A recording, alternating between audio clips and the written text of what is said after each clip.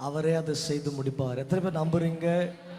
கர்த்தர் நல்லவர். இந்த நாளிலும் உங்களுக்கு எல்லாருக்கும், சில பேருக்கும் தெரிந்திருக்கும், சில பேர் வேதத்தின் ஆழங்களில் வேதாங்கமத்தெல்லாம் முடிச்சலாம் இருக்கிறவங்களுக்கு நல்லா இந்த சாப்டர் ரொம்ப பிரத்யட்சமான ஒரு சாப்டர் தான். ஸோ ஆவியன்னா என்னன்னு தெரியும், ஆத்மா தெரியும், சரீரம். இன்னைக்கு ஆளுடைய சித்தமானால் ஆமென் இன்னும் கொஞ்சம் ஆழங்களுக்கு சென்று வேதம் என்ன சொல்லுகிறது, ஆமென் நாம் இதை எப்படி எடுத்துக்கொள்ள வேண்டும், மாம்ச மூளையை யோசித்து எடுத்துக்கொள்றதை காட்டிலும் ஆவியானவர் இதை எப்படி நமக்கு கற்றுக் கொடுக்கிறார் என்பதை நம்ம தியானிக்க போகிறோம். எடுத்தவர்கள் என்னோடு கூட உங்களுடைய வேதாகமத்தில் 1 தெசலோனிக்கேயர் 5ஆம் அதிகாரம் 23ஆம் வசனம். 1 Thessalonians chapter 5 verse 23. மைக்கில் வாசிப்பீர்களானால் ரொம்ப நல்லதா இருக்கும்.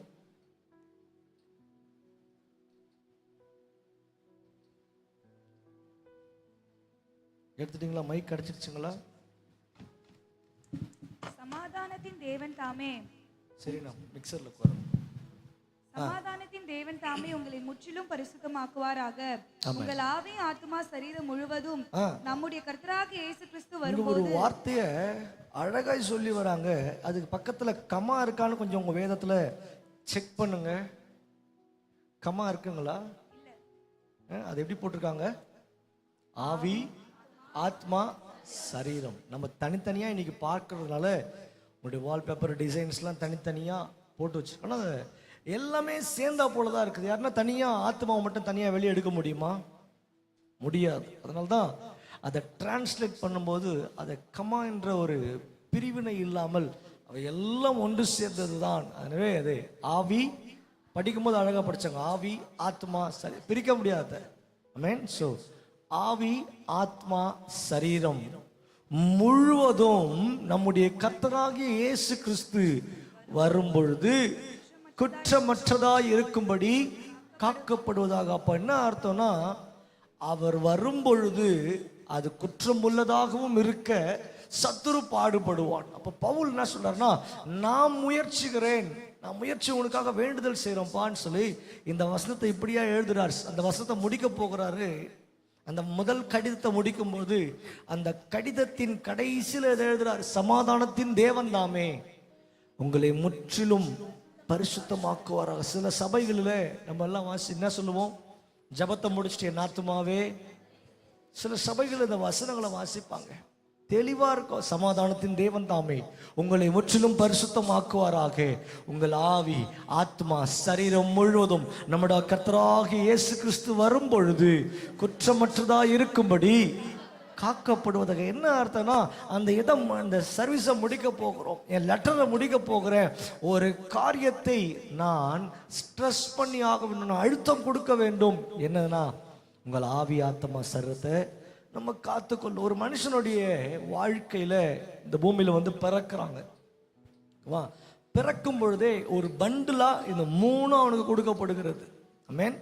சிலதுக்கு உயிர் இருக்கும், சிலதுக்கு உயிர் அற்ற நிலைமையில் இருக்கும். ஆனா அவனுடைய வாழ்க்கையில இந்த 3 அவனுக்கு ஆவி இருக்கும், ஆத்மா இருக்கும், சரீரம் இருக்கும். ஆதியாகமத்தில் என்ன வாசிக்கிறோம், அவருடைய நாசியின் சுவாசத்தினால ஆதாமுடைய அந்த நாஸ்ட்ரல்ல ஊதுறார், மூக்கில் உழுதும் போது அவன் எப்படி மாறுறானா, மனுஷன் இதெல்லாம் தெரிஞ்ச வசனம் தான். மனுஷன் ஜீவ ஆத்மாவுக்குள்ள ஒரு ஜீவனை கர்த்தர் வைத்து ஆதாம சிருஷ்டிக்கிறார். இங்க பவுல் சொல்லும் போது உங்கள் ஆவி, உங்கள் ஆத்மா, உங்க சரீரம், அழகா ஒரு லிஸ்ட்டை போட்டு வர்றாரு. எதற்காக ஆவியை எடுத்து ஃபர்ஸ்ட்ல வைக்கிறாரு, அதற்கப்புறம் ஆத்மா, அதற்கப்புறம் சரீரனா. எல்லாம் ஆரஞ்சு சாப்பிட்ருப்போம், ஃபர்ஸ்ட்டு தோலை உரிப்போம், அதுக்கப்புறம் என்ன இருக்கும், பழம். பழத்தையும் உடிச்சு பார்த்தா அந்த பழத்தோட விதை உள்ள இருக்கும். கரெக்டுங்களா? ஸோ அந்த மாதிரி மைண்ட்ல விஷுவலைஸ் பண்ணிக்கொள்ளுங்க. நம்மளுடைய சரீரம், அதற்குள்ளதாக இருக்கிற ஆத்மா, அதனோடு உள்ள இருக்கிற ஒரு காரியம் தான் மனிதனுடைய ஆவி. இது கொஞ்சம் கொஞ்சமா வேதத்தின் அடிப்படையில் இது நம்ம கற்றுக்கொள்வது நமக்கு ரொம்ப அவசியமாக இருக்கும். ஹல்லேலூயா. எபிரேயர் 4ஆம் அதிகாரம் 12ஆம் வசனத்துல இப்படியாக வசனத்தை வாசிக்கிறோம். கர்த்தருடைய வார்த்தையானது ஜீவனும் வல்லமையும் உள்ளதாயும் இருபுறமும் கருக்குள்ள எந்த பட்டயத்திலும் கருக்கானதாயும் ஆத்மாவையும் ஆவியையும் கணுக்களையும் ஊனையும் பிரிக்கத்தக்கதாக உருவ குத்துகிறதாயும் இருதயத்தின் நினைவுகளையும் யோசனைகளையும் வகையறுக்கிறதாயும் இருக்கிறது. ஓகே ஃபைன், அழகா சொல்றாங்க. எபிரேயருக்கு பவுல் எழுதும்போது சொல்றாரு, தேவனுடைய வார்த்தையானது அதுக்கு ஜீவன் இருக்கு, வல்லமை இருக்கிறது, அது இருபுறமும் கருக்குள்ள பட்டயம். அதோட சொல்லி விடல, அதுல ஒரு வார்த்தையை மட்டும் அந்த போற போக்கில் ஆட் பண்றாரு. ஊனையும் கணுக்களையும் பிரிக்கத்தக்கதாக, அதெல்லாம் சொன்னா அதுக்கு முன்பதாக ஆத்துமாவையும் ஆவியையும், அங்கேயும் ஒரு கமா போடல, ஆத்துமாவையும் ஆவியையும் அந்த இடத்துல கொஞ்சம் ஸ்டாப் பண்றாரு. எதனால? ஆத்துமாவையும் ஆவியும் பிரிக்கத்தக்கதாக கர்த்தருடைய வார்த்தையை பவுல் சொல்றாரு. நல்லா கொஞ்சம் கவனிச்சுக்கிறங்க. ஆமென். உங்களுடைய ஒரு பிக்சர் அந்த பவர் பாயிண்ட்ல போடுவாங்க. ஒரு மனிதனுடைய வாழ்க்கையில நம்ம எப்படி ஒரு மனுஷனை பார்க்கிறோம்னா, இங்க கடைசியில் இருக்கிற மனுஷன் தான் சரீரம்.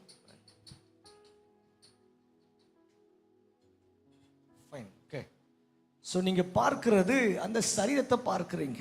மீன் ஒரு கண்ணாடியில் எப்படி நம்மளை பார்த்தா நம்மளுடைய முகம், அதே போல் நான் கையை லெஃப்ட் ஹேண்டை தூக்கணும்னா உள்ள ஆட்டோமேட்டிக்காக அந்த கை தூக்குறது போலவே, கண்ணாடியில் பார்க்கறது போலவே மனுஷனுடைய சரீரம் தெரியும். ஆனால் அதற்கப்புறமா நம்மளுடைய மாம்ச கண்களினால, சாதாரண கண்கள்னால பார்க்கக்கூடாத ரெண்டு காரியங்கள் மனுஷனுடைய சரீரத்தில் ஒளிந்து இருக்கிறது. அதுக்கு ரெண்டாவது ஆள் யாருன்னா ஆத்மா, முதல் ஆள் யாருன்னு பார்த்தீங்கன்னா ஆவி.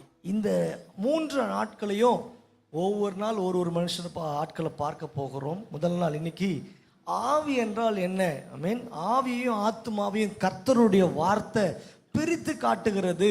அது ஆத்துமாவையும், என்ன வாசம், ஆத்துமாவையும் ஆவியையும் பிரிக்கத்தக்கதாக ஊனையும் கணுக்களையும் சொல்லிட்டு அவர் அங்கே அழகா எழுதுற. அப்போ நல்லா வசனம் எதை சொல்லுகிறது அதை நம்ம உற்று கேட்கும் பொழுது, இந்த ஆவி ஒரு கிரியை செய்கிறது, ஆத்துமா ஒரு கிரியை செய்கிறது.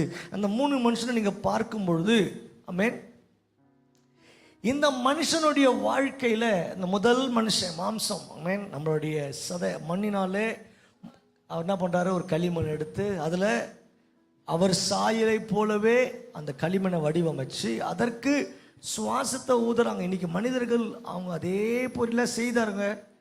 ஷேப்பெல்லாம் வந்துடுச்சு, கை மாதிரி இருக்குது, மூக்கு அழகா மூக்கு மாதிரி இருக்குது, எக்ஸ்ட்ரா 10 கை கூட போட்டுக்கோங்க. ஆனால் ஜீவ ஆத்மாவை மனிதனால கொடுக்க முடியுமா? என்ன டிசைன்லாம் பண்றாங்க. இப்போ கடைசியா பார்த்தோம், மோட்டர்லாம் வச்சு என்ன பண்றாங்க, இப்படிலாம் பண்றாங்கன்னா, நீங்க என்னெல்லாம் பண்ணுங்க, பின்னாடி இருக்கிற பேட்டரியை போடுங்கண்ணா நின்றுடும்.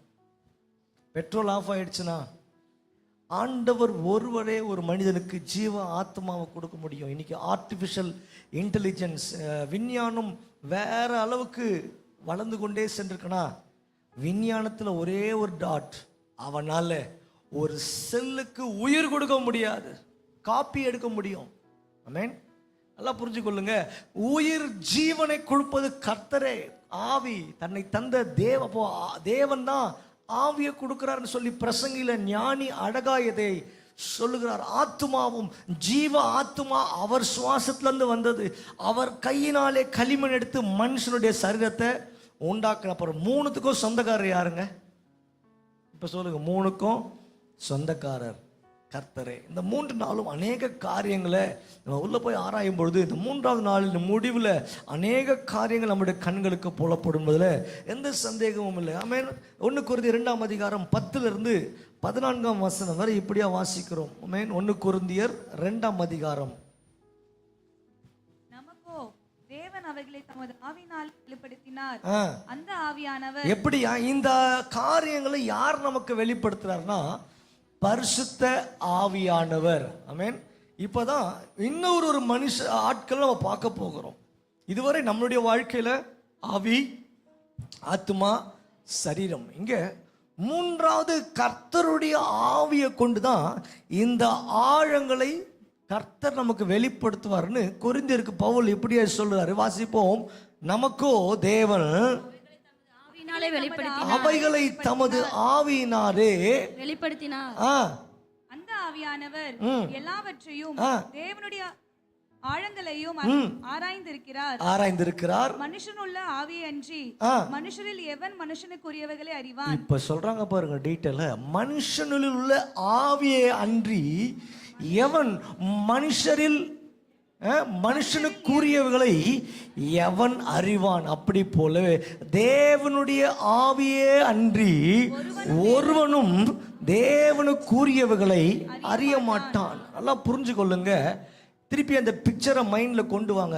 அடிக்கடி போட மாட்டாங்க. நீங்கள் அந்த 3 மனுஷனை உங்கள் கண்களுக்கு முன்னதாக எப்போது வைத்திருக்கணும். இந்த சரீரம் ஆமென், மண்ணான சரீரம், மண்ணுக்கு திரும்ப வேண்டிய சரீரத்தை நம்ம ஞாயிற்றுக்கிழமை தியானிக்கலாம். நாளை தினத்தில் ஆத்துமா எப்படி ஆமென் இந்த சரீரத்தையும் இந்த ஆவியையும் கண்ட்ரோல் பண்ணுகிறதையும் நாளை கவனிக்கலாம். இன்றைய தினம் ஆவி என்றால் என்ன, ஆவியின் செயல்பாடுகள் என்ன, அந்த பிளர்ராக இருக்கும். அதற்கு கண்ணு மூக்கு வாயிலாம் வைக்க முடியாது. ஆமென். இன்னைக்கு உலகத்தில் இருக்கிற மனுஷன்லாம் வேற வேற லெவலில் இமேஜினேஷன் கிரியேட்டிவிட்டிலாம் சொல்லுவாங்க. ஆவிகளுக்கு கால் இருக்காது, ஆவிங்க சாப்பிடாது. ஆனால் நிறைய அவங்களுடைய மனதில் எதெல்லாம் அவங்களுக்கு தோன்றதோ சொல்லி இருக்கிறார். ஆனால் வேதம் என்ன சொல்லுகிறது என்பதை கொஞ்சம் நல்லா ஆழத்துக்கு போய் பார்க்கும்போது இப்படியா சொல்றாரு, மனுஷனுடைய ஆவியை அன்றி. அப்போ மனுஷனுக்கென்று ஒரு ஆவி இருக்கிறது, தேவனுக்கென்று ஒரு ஆவி இருக்கிறது. மனுஷனுடைய ஆவி மனுஷனுக்குரிய காரியங்களை அவனுக்கு காண்பித்து கொடுக்கும். ஆனால் தேவனுடைய ஆவியானவர் மாத்திரமே பரலோகத்தில் இருக்கிற பொக்கிஷங்களை அவனுக்கு கொடுக்கிறாருன்னா அதற்கு என்ட்ரி பாயிண்ட், நுழைவாயில் எது தெரியுமா? மனுஷனுடைய ஆவிதான். நல்லா புரிஞ்சு கொள்ளுங்க. பரலோகத்தில் இருக்கிற ஒரு தேவனை, ஒரு பூலோகத்தில் இருக்கிற பூமியில் இருக்கிற ஒரு மனுஷன் ஜெபிக்கிறானா, அவன் ஜெபிக்கும்போது அவனுடைய மாம்சம் தேவனோட பேசல. இங்கேருந்து நான் ஒரு ஃபோன் எடுத்து சகோதரர் ஆனந்துக்கு ஃபோன் அப்பா இருக்கியானா, அங்கேருந்து எனக்கு ரிப்ளை வரும். எனக்கு இந்த பொருள் மூலமாக, இந்த காதின் செவித்திறன் மூலமாக நல்லா கேட்குது. ஓகே, என்னோட கனெக்ஷன் எஸ்டாப்ளிஷ் ஆயிடுச்சு. ஆத்மா என்பது மனுஷனுடைய இன்னர்மோஸ்ட், உள்ளான அவனுடைய யோசனைகள், நினைவுகள். அவனுடைய சில சமயம் அழுவான், சில சமயம் சிரிப்பாங்க, சில சமயம் வலியில குமுறுவார்கள், சில சமயம் மூளை மட்டும் யோசிச்சுக்கிட்டே இருக்கும். இதெல்லாம் ஆத்மாவுக்கு உரியது. ஆமென். ஸோ இதை நான் நினைச்சா சரீரத்திட்ட சொல்லிட்டு மனுஷங்கிட்ட சொல்லலாம். ஆனால் இந்த சரீரம் எவ்வளவேனும் தெய்வத்துக்கிட்ட சொல்ல முடியாது. அதை தேவனோட கனெக்ட் பண்ணோன்னா அங்கே தான் ஒரு பெரிய வேலையை செய்ய மனிதனுடைய ஆவி கிரியை செய்கிறது. நல்லா புரிஞ்சு கொள்ளுங்க. இந்த மனிதனுடைய ஆவி உள்ளே மறைந்திருக்கிறது. இந்த ஆவிதான் தேவனோடு தன்னை இணைத்து கொள்ளும். அதான் இங்க சொன்ன முதல்ல வாசிச்சோம். என்ன வாசித்தோம்? 10ஆம் வசனத்துல என்ன வாசிச்சோம்? நமக்கோ தேவன் அவைகளை தமது ஆவியினாலே வெளிப்படுத்தினார். அப்ப என்ன அர்த்தம்? நம்முடைய ஆவி தேவனுடைய ஆவியோடு இணையும் பொழுது தேவன் அவைகளை வெளிப்படுத்த. தனியா போய் ஜெபிக்க அமருகிறோம். ஆமென். சரீரம் பலவீனம் இருந்தாலும் பரவாயில்ல, முழங்கால் படிடுகிறோம். சில பேர் முடியல, ஹாஸ்பிட்டலில் 2 காலில் தான் முழங்கால் படிட முடியும். நமக்கு இருக்குது முழங்கால் படி. அவனாலும் அவன் ஜெபத்தையும் கர்த்தர் கேட்கிறார்.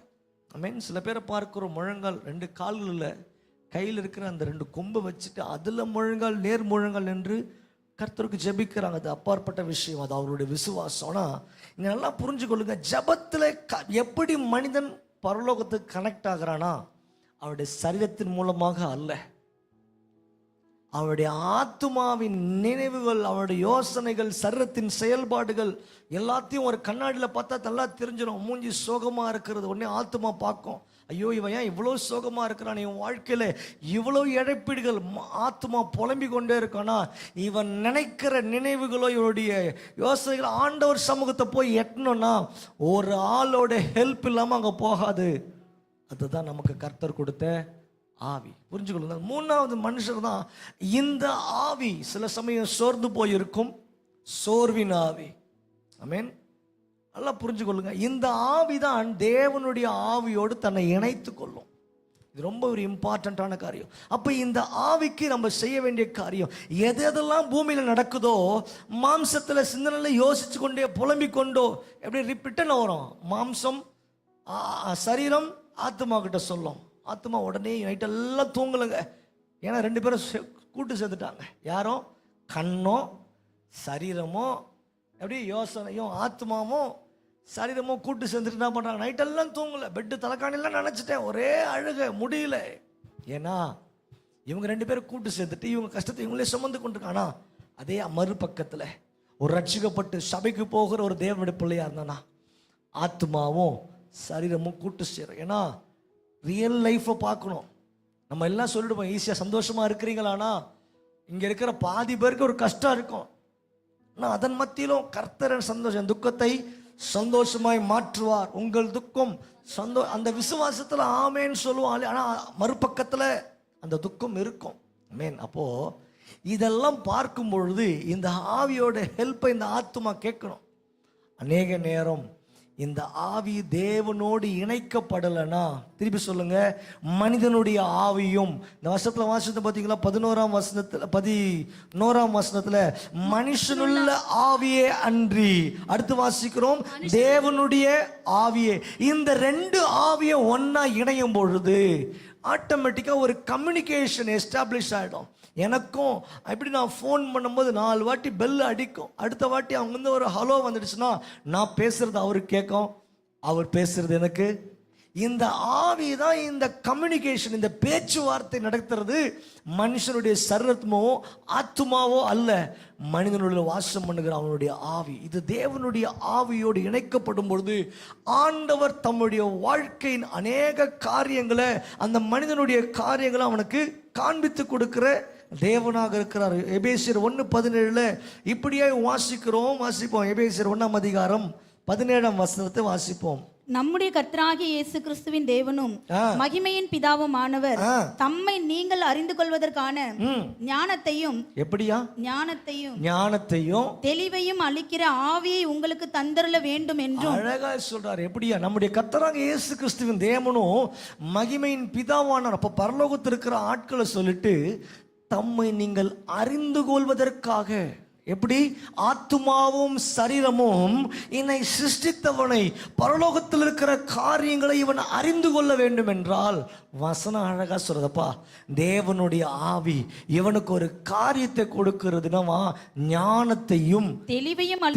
இன்னைக்கு அநேக பேர் வேதத்தை வாசிக்கிறோம், நான் அதன்படி நம்மளால நடக்க முடியல. அநேக பேருக்கு வேதம் வாசிக்கிறோம், நம்ம வாசிக்கிற காரியம் நமக்கு தெரியல. கரெக்ட் தானே? சில பேர் வாசிப்போம், வசனம் புரியலையா, ஓகே நம்ம 22 வசனம் புரியல, என்ன பண்ணுவோம்? 23 வாசிச்சுட்டு போயிடுவோம்.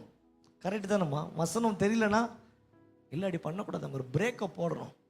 ஆவியானவர்கிட்ட கேட்கணும், ஆவியானவரே எனக்கு இது புரியல, என் சரீரமும் என் ஆத்மாவும் என் ஞானத்துக்கும் அது எட்டலை. இப்போ ஆவியோட ஹெல்ப்பை கேட்டா ஆவியானவர் உள்ள வருவார். இந்த ஆவி, மனிதனுடைய ஆவியும் தேவனுடைய ஆவி இணைக்கும் போது அப்பதான் நீ அறியாததும் உனக்கு எட்டாததுமான எப்போ அந்த தெளிவு கிடைக்கும்னா அங்க ஹெல்ப்பை கேட்கும் பொழுதுதான். சில பேர் அப்படியே அடிச்சுட்டு தெரியலையா பரவாயில்ல இல்லை, கொஞ்சம் புரியுமாடி, கொஞ்சம் பிரேக்கை போட்டு பாருங்க. இன்னைக்கு இந்த நாளில் ஆவியோட பெரிய முக்கியத்துவத்தை புரிஞ்சுக்கணும். எனக்குள்ள கர்த்தர் தேவனுடைய ஆவியான எனக்குள்ள கொடுத்துருக்கிறாருன்னா, எந்தெந்த வசனம் தெரியலையோ அதை ஃபஸ்ட்டு நல்லா 4 வாட்டி வாசிங்க. ஆவியான இந்த காரியம் எப்படியாக இருக்கும்? ஜபத்தில் அநேக நேரம் என் வாழ்க்கையில் 12:30 மணி 1 மணி குளித்து கொண்டிருக்கிற வேலையில் ஆவியானவர் நடந்து வண்டி ஓட்டி கொண்டிருப்பேன். எப்பயோ படித்த வசனம் தெரியலப்பா, முணங்கி கொண்டே இருக்கும் பொழுது ஒரு மனுஷன் எப்படி சொல்லி கொடுப்பாரோ அப்படியே தோல் மேலே கைப்படும், இதுக்கு இதுதான் அர்த்தம், இதுக்கு இதுதான் ஆழங்கள். நல்லா சொல்கிறேங்க, உங்கள் ஆவி தேவனோடு இணைந்திருக்கும் இந்த வசனம் தான் ஆதாரம். ஆமென். நம் தேவனுடைய காரியத்தை அறிந்து கொள்ளணும். இந்த காரியம் என்ன? ஆவி, ஆத்மா, சரீரம் மூன்றுக்கும் என் கையில் கண்ட்ரோலில் கொடுத்துருக்குறது. இதை நான் எப்படி யூஸ் பண்ணுறேன்?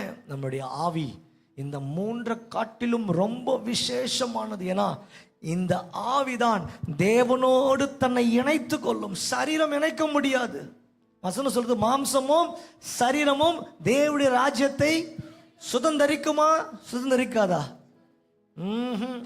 2 பேர் அந்த விதியை மீறி போயிருக்கிறாங்க. அவங்க யாருன்னு சொல்லுங்க பார்க்கலாம். மாம்சத்தோடு 2 பேர் பரலோகம் போயிருக்கிறாங்க. ஏனோக்கும் எலியாவும். மோசேவை சொல்ல முடியாது, கர்த்தரே மோசேவை அடக்கம் பண்ணினார். நல்லா புரிஞ்சு கொள்ளுங்க, இந்த மாம்சத்தில் எடுத்துக்கொள்ளப்பட்ட 2 பேர் அந்த மாம்சத்தை மீண்டுமாய் இந்த பூமியில ஒப்பு கொடுக்க வேண்டும். அந்த கிறிஸ்துவின் காலத்துல 2 தீர்க்கதரிசிகள் பரலோகத்திலிருந்து இறங்கி வருவார்கள். அவர்களை இந்த பூமியில ரத்த சாட்சியா அவர்களை அவர்களை சாகடிப்பார்கள். எல்லா மீடியாவும் வந்துடுச்சு. இன்னும் ஒரு 5-6 வருஷம் போட்டோம், உங்களுடைய வாட்ச் தான் போனா இருக்க போகிறது. ஆர்டிஃபிஷியல் இன்டெலிஜென்ஸ் மூலமாக நீங்கள் இவங்களுக்கு ஃபோன் பண்ணணுன்னு நினைச்சாலே போதும், அவங்களுடைய வீடியோ காலிங் உங்கள் ஃபோனில் ஆட்டோமேட்டிக்காக இப்போ ப்ரொஜெக்டரில் பார்க்குறீங்க, எங்கேருந்து இந்த ஃபோட்டோ வருது, ஒளியிலிருந்து வருகிறது. ஆமென். உங்களுடைய ஃபோன்லேயே ஆட்டோமேட்டிக்காக வந்துடும். வசனம் சொல்ல டைவர்ட் ஆக விரும்பல. ஆமென். அதே போல ஏனோக்கும் எலியாவும் இந்த பூமியிலிருந்து ரத்த சாட்சியாய் மரிப்பார்கள், பூமியில் இருக்கிற சகல ஜனங்களும் அதை காண்பார்கள். ஆமென் அப்படின்னு வெளிப்படுத்தல போகுது. I don't want to divert. அது பெரிய ஆழமான காரியங்கள். நல்லா புரிஞ்சு கொள்ளுங்க. ஏன் இதை சொல்றேன்? இந்த சரீரம் ஒரு காலமும் பரலோகத்தை சுதந்தரிக்காது.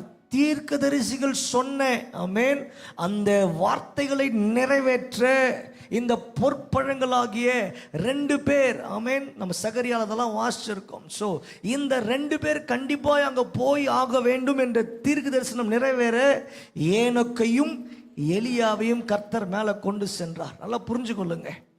அடுத்து மாம்சத்தோடு போன 3வது நபர் ஆண்டவராகிய இயேசு கிறிஸ்து. ஆமென். நல்லா புரிஞ்சு கொள்ளுங்க. வசனம் சொல்லுகிறது மாம்சம் எந்த காரணத்துக்காகவும் மேலே கனெக்டே ஆகாது. ஆமென். ஆனால் மாம்சத்தில் நாம் கொள்ளுகிற வைராக்கியத்தை ஆவி பரலோக தேவனுக்கு காண்பித்து கொடுக்கும். இந்த மனிதன் தன்னுடைய பலவீனத்தின் நடுவிலும் இருக்கிறான்.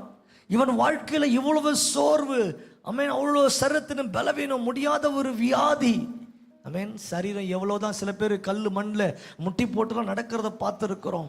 ஆமென். அது பரலோகத்தின் தேவன் பார்ப்பறன்னு மாம்சத்தின் யோசனையில் செய்கிறாங்க. சில பேர் கொட்டிக்கிறாங்க, 100 தேங்காய் எடுத்து தலையில் உடைச்சிக்கிறாங்க. எது செய்தால் என்ன, உன் ஆவி உயிராக இருந்தால் மாத்திரமே அந்த செய்தி பரலோகத்துக்கு போய் சேரும். ஆமென்.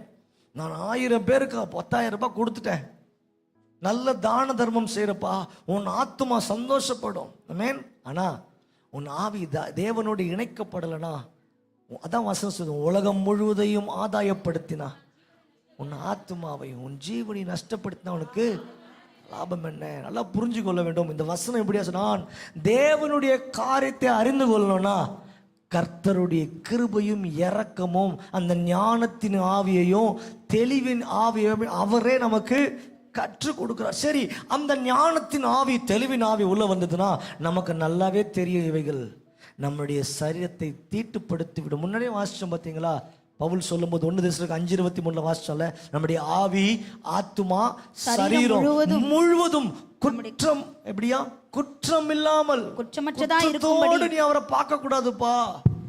அதான் பவுல் சொல்றப்பா, குற்றத்தோடு நீ குற்றமற்றதா இருக்கும்படி காக்கப்பட வேண்டும். அப்ப நல்லா புரிஞ்சு கொள்ளுங்க. இந்த ஆவியை கர்த்தர் நமக்கு எடுத்து கொடுத்துருக்கிறார்னா, இந்த 3 பேருக்கும் ஒரு பெரிய இன்சார்ஜ் யார் தெரியுமா? இந்த ஆவிதான். ஆத்மா என்பது ஒரு ஆபரேட்டர். ஆமென். இவர் நினைச்சாருன்னா ஆவி என்ன சொல்றதோ அதை கேட்பாரு. இல்ல சரீரம் மண்ணில் எடுக்கப்பட்டதுனால உலகத்தின் காரியங்கள் என்ன சொல்லுதோ அவரையும் கேட்பார். 4 தினத்தில் தெளிவாக கேட்கலாம், ஆத்மா எப்படி ஒரு மனுஷனை கண்ட்ரோல் பண்ணுகிறது என்பது. ஆனால் இன்னைக்கு ஆவியை நம்ம நல்லா அறிஞ்சு கொள்ள வேண்டும். இந்த ஆவியை தான் கர்த்தர் புதிதாக மாற்றுகிறார். எசேக்கியேல் வாசிக்கிறோம் 32ஆம் அதிகாரம் 26ஆம் வசனத்துல எப்படியா வாசிப்போம்? எசேக்கியேல், அங்கே மேசேக்கும் தூபாலும் அவர்களுடைய ஏராளமான ஜனங்களும் கிடைக்கிறார்கள். 32:26.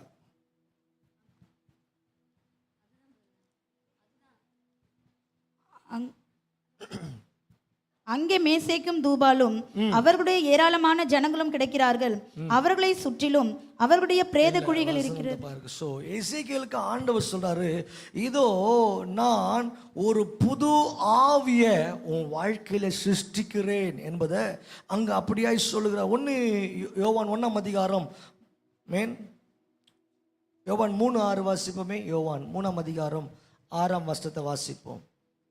அவரில் நிலைத்திருக்கிற எவனும் பாவம் செய்கிறது இல்லை, பாவம் செய்கிற எவனும் அவரை காணவும் இல்லை, அவரை அறியவும் இல்லை. பிள்ளைகளே, நீங்கள் ஒருவரால் 3ஆம் அதிகாரம் 6ஆம் வசனம், மாம்சத்தில் பிறப்பது மாம்சமாய் இருக்கும். ரொம்ப அழகா சொல்றாங்க யோவான். மாம்சத்துல எது பிறக்குதோ அது மாம்சமா இருக்கும். அப்புறம் ஆவினால் பிறப்பது ஆவியா இருக்கும். இந்த வார்த்தையை சொல்வதற்கு முன்பதாக ஒரு டீட்டெயிலான ஒரு வார்த்தையை சொல்றாரு. இப்படியா 5ஆம் வசனத்துல வாசிக்கிறோம். இயேசு சொன்னார், ஒருவன் ஜலத்தினாலும் ஆவியினாலும் பிறவாவிட்டால் தேவனுடைய ராஜ்யத்துல பிரவேசிக்க மாட்டான். நல்லா புரிஞ்சு கொள்ளுங்க. இங்க ஒரு சுத்திகரிப்பை வச்சிருக்கிறார். 1 தெசலோனிக்கர்ல வாசிச்சோம், உங்கள் ஆவி ஆத்துமா சரீரம் குற்றமில்லாமல் காணப்படணும்னு சொல்லி பவுல் சொல்றார். அப்போ என்னுடைய மாம்சமும் என்னுடைய சரீரமும் என்னுடைய ஆத்துமாவும் என்னுடைய ஆவியும் நான் குற்றமில்லாமல் பரிசுத்தமாய் காத்து கொள்ள வேண்டும்னா ஒரு சீக்கிரட் இங்க கொடுக்குறாங்க. ஐயா, உன்னுடைய சரீரத்தை ஞானஸ்நானம் என்ற ஒரு காரியத்தின் மூலமாய், ஞானஸ்நானம் என்பது 3 காரியங்களிலும் ஒரு மாற்றத்தை உண்டு பண்ணும். ஆமென்.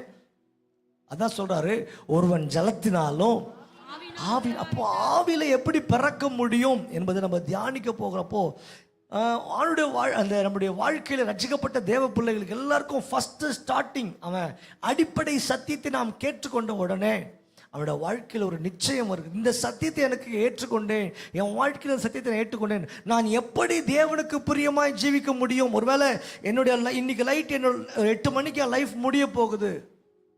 அப்போ என் வாழ்க்கையிலே ஆவி ஆத்துமா சரீரம் குற்றமுள்ளதா இருக்குதா, குற்றம் இல்லாமல் இருக்குதா? இங்க வாசிக்கிறோம், நீ அங்க பிரவேசிக்கணும்னா நீங்கள் குற்றம் சாட்டப்படாதவர்களா இருக்கணும்னு சொல்லிட்டு தெசலோனிக்கேல சொன்ன பவுல் சொல்லியிருக்காரு.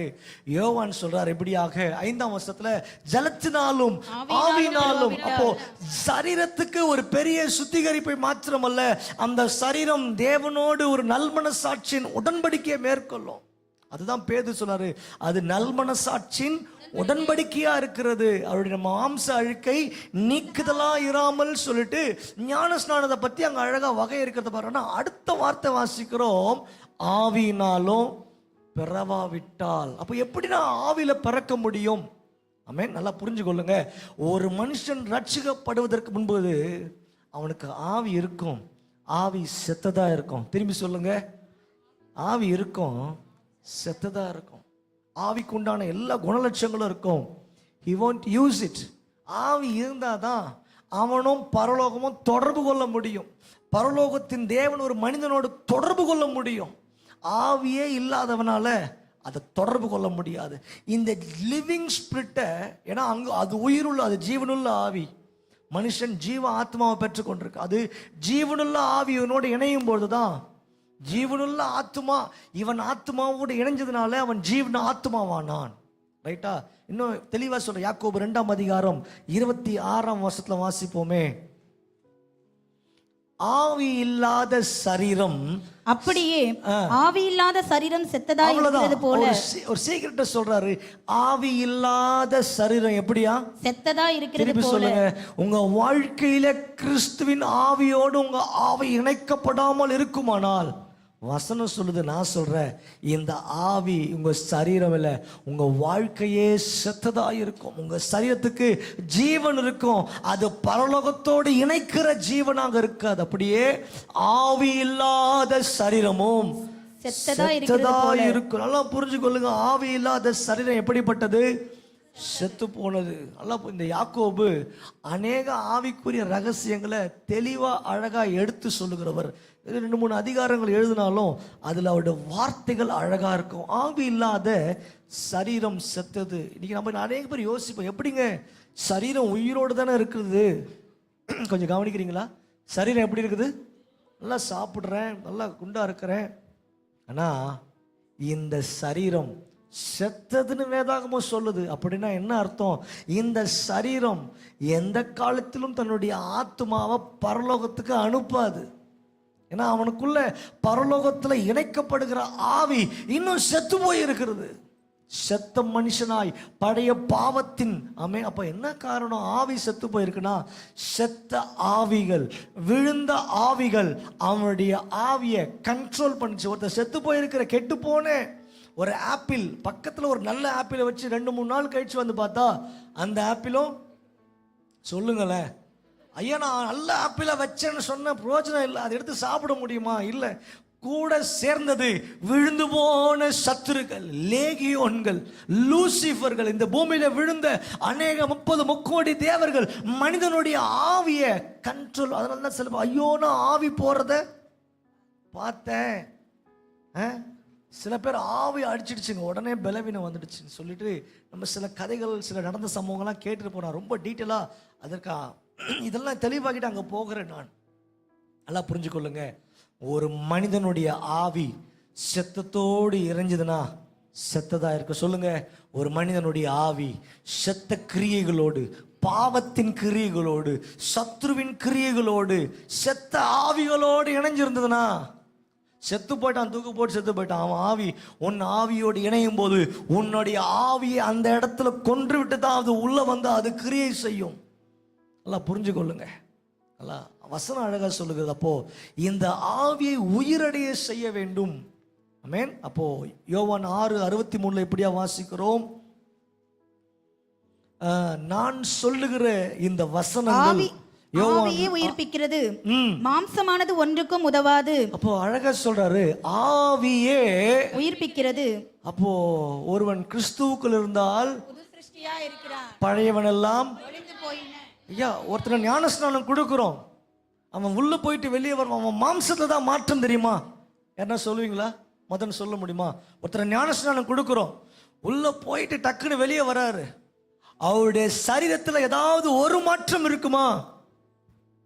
இருக்காது. உள்ள போனவர் அதே மாதிரி ஃபுல்லா ஃப்ரெஷ்ஷா வெளியே வர்றாரு. ஒரு 10 நிமிஷத்துல குளிச்சுட்டு அதே போல நேற்று எப்படி இருந்தாரோ இன்றைக்கும் சரீரத்துல மாற்றம் இருக்காது. அதான் அழகாய் சொல்லுகிறாரு, ஆவிதான் உயிர்ப்பிக்கிறது, மாம்சமானது ஒன்றுக்கும் உதவாது. அப்போ அந்த ஆவியை உயிர்ப்பிக்கிறது எது? ரொம்ப இம்பார்ட்டன்ட். செத்த ஆவியை உடையவனாய் மனுஷன் பிறக்கிறான். ஒரு குழந்தைக்கு தெரியாதுங்க, அதை அறிந்து கொள்ளுகிற வரை இது தப்பு. அதனால்தான் நம்ம ஞான ஸ்நானத்தை ஞானம் பெற்ற பிறகு அவனுக்கு ஒரு ஸ்நானமாய் ஞானம் பிளஸ் ஸ்நானம் சொல்லி கொடுக்கிறோம்.